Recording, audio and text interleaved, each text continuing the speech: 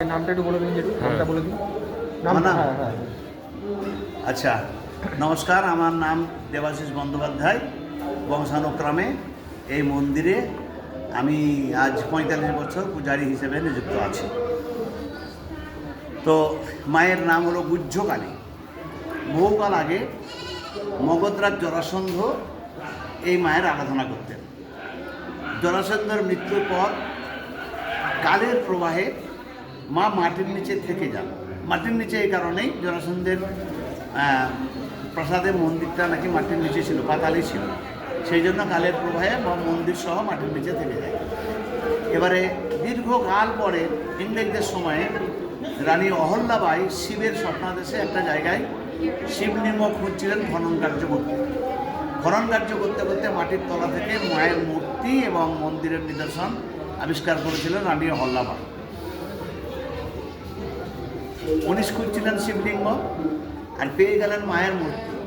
তো খনন কার্য করার জায়গাটা তৎকালে কাশী রাজা চেত সিংয়ের জমিদারের অন্তর্ভুক্ত থাকায় রানী অহল্যাবাই এমনি সরকারি নিয়ম অনুসারে মূর্তিটা কাশী রাজা চেত সিংকে দিয়েছিলেন।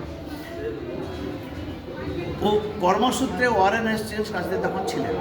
উনি মূর্তিটাকে দেখে আকৃষ্ট হয়ে প্রস্তাব দিয়েছিলেন ইংল্যান্ডে নিয়ে গিয়ে মিউজিয়ামে রাখবেন। তো হেস্টিংসের এই প্রস্তাবে ভীত হয়ে কাশী রাজা কৌশল অবলম্বন করলেন মূর্তিটা ওদের হাত থেকে বাঁচাবার জন্যেই। মূর্তি পাওয়ার ইভেন্টটাকে ঝিমিয়ে গেলে উনি মূর্তিটাকে কাশীতে দশাশ্বমেধ ঘাটে গঙ্গায় লুকিয়ে রেখেছিলেন। ইচ্ছা ছিল সবাই যখন আবার ভুলে যাবে, কর্মব্যস্ত হয়ে পড়বে, তখন উদ্ধার করে নতুন মন্দিরের প্রতিষ্ঠা করতে। কিন্তু কাশী রাজা চেত সিংয়ের ইচ্ছা পূরণ হয়নি। তার আগেই মহারাজ নন্দকুমার গঙ্গা থেকে মায়ের স্বপ্নাদেশ পেয়েছিলেন। মহারাজ নন্দকুমারের বাড়ি হলো এখানে ভদ্রপুরে, আমাদের গ্রামের পার্শ্ববর্তী গ্রাম ভদ্রপুর, ওখানে সেন্ট্রালের রাজবাড়ি ছিল। উনি খুব ধর্মভীরু ব্রাহ্মণ ছিলেন, রাজকার্য করতেন নবাবের অধীনে। তো উনি স্বপ্নাদেশ পেয়েছিলেন যে আমি কাশীতে গঙ্গার গর্ভে আছি, আমাকে নিয়ে গিয়ে উদ্ধার করে প্রতিষ্ঠা কর। তো উনি ধার্মিক লোক ছিলেন বলেই সঙ্গে সঙ্গে তড়িঘড়ি কাশী যাত্রা করে কাশী রাজার সঙ্গে কথাবার্তা বলে এবং জনৈক সন্ন্যাসীর সাহায্য নিয়ে গঙ্গা থেকে মাকে উদ্ধার করে বরাবর নৌকা করে এখানে নিয়ে চলে এসেছিলেন। মুর্শিদাবাদে এসে গঙ্গা ছেড়ে দ্বারকা নদীতে উঠালেন। দ্বারকা নদীতে কিছু দূর এনে এই মায়ের মন্দিরের সামনে একটা নদী প্রবাহিত হচ্ছে, এইদিকে এটা গিয়ে দ্বারকায় মিশেছে, এইটাতে তুললেন। এটা হলো ব্রাহ্মণী। গঙ্গা থেকে দ্বারকা, দ্বারকা থেকে ব্রাহ্মণী, এগুলো সব নন্দকুমারের জমিদারের এরিয়া।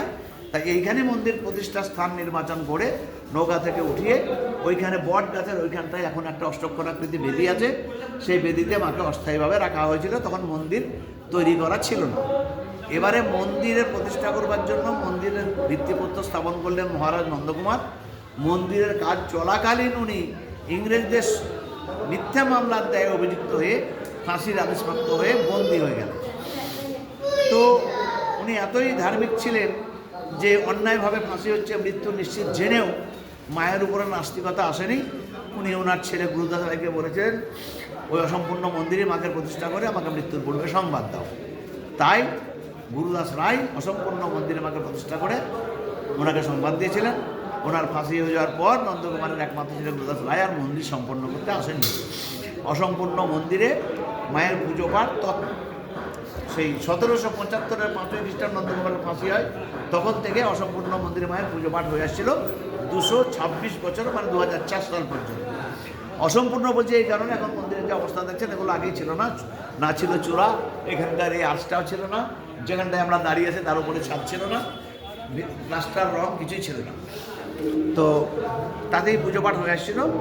এবারে পরবর্তীকালে গুরুদাস রায় মহারাজ নন্দকুমারের ফাঁসির খুব অল্পকাল পরেই গুরুদাস রায় অপুত্রক অবস্থায় মারা গিয়েছিলেন।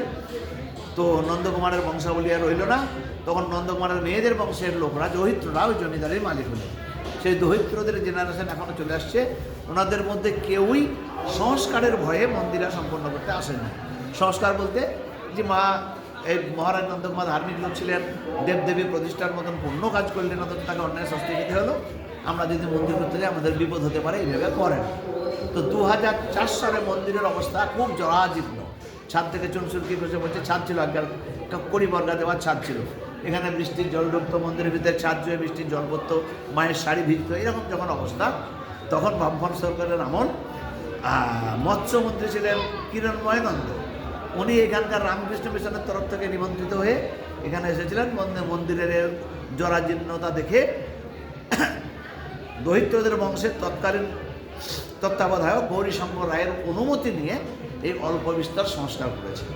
মানে ছাদ ফেলে দিয়ে ছাদের বদলে চোরাটা হয়েছে, যেখানটা দাঁড়িয়ে আছে সেখানটা ঢালাই হয়েছে, আর ভিতরটা রং প্লাস্টার মার্বেল ইত্যাদি হয়েছে, কিন্তু বাইরেরটা উনি আর মানে প্লাস্টার করতে দেয়নি। বাইরের দেওয়ালটা পুরনো স্মৃতি বহন করছে, ওর উপরে টেরাকটার রংটা মেরে দেওয়া হচ্ছে। অনেকটাই করে দিয়েছিলেন, অনেকটাই। হ্যাঁ, এগুলো সব হ্যাঁ, বাইরের রংটা ভক্তরা করেছে, এগুলো সব মৎস্যমন্ত্রীরা করেছে। এই হলো মন্দিরের ইতিহাস। আর এখানে মায়ের নামকরণ হলো গুহ্যকালী। গুহ্য কথার অর্থ একান্ত গোপনীয় বিষয় সম্বন্ধে আমরা গুহ্য বলি। তো মানে ধ্যানে এক জায়গায় বলা হচ্ছে সাধকাভীষ্ট দায়িনী, মানে মা সাধকদের অভীষ্ট দান করছেন। তা সাধকদের অভীষ্ট হলো সিদ্ধিলাভ করা। সিদ্ধিলাভ করতে হলে কী করতে হয়? মায়ের মূর্তির মধ্যে এবং মন্দিরের মধ্যে অন্তর্নিহিত আছে।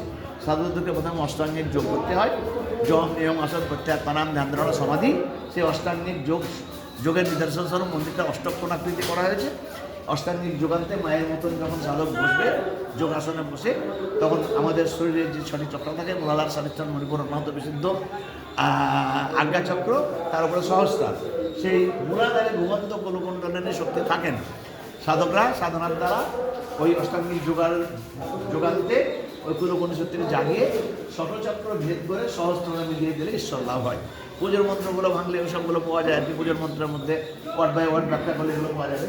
তাই মা বসে আছেন সাপের কুণ্ডলীর উপর, ওটা হলো কুলকুণ্ডশক্তির প্রতীক। সাধককে বলছেন এটাকে জাগাও। আর মায়ের মাথাটা যে এক একটা সাপের পোনার সংযুক্ত মুকুট, ওটা বাইরের দিক থেকে মুকুট, আর ব্যাখ্যা করতে গেলে সহস্রের পরে ওখানে সহস্রে মিলে দিলে ঈশ্বরভাবে সাধকদেরকে ওখানে বলছেন। তাই এগুলো সব সাধকদের একান্ত গোপনীয় বিষয় বলি। মায়ের নাম করা হচ্ছে গুহ্যকালী।